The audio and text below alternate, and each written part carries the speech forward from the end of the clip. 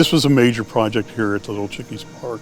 The borough was working with RETTEW to do this major stream bank restoration project. The stream bank goes from Route 772, winds around our park here, which is a great park, and then comes all the way out to State Route 230. So a little bit over a mile of stream banks. There's multiple methods that were being used to capture sediment, capture nitrates, capture pollutants, keep them out of the Susquehanna River, which in turn keeps them out of the bay. I have been down here before where there's probably about 50 people wading in the water. I think they're going to appreciate the work that's done as well. We have the pier behind me. They were all made to be ADA compatible. The whole project was kind of designed around that.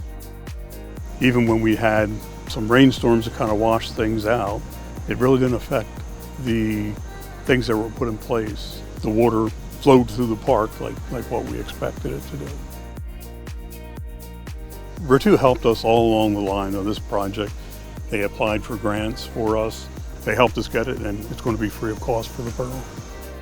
Numerous residents have come up to us and have been very pleased with the work that we're doing here, and again, making it more accessible.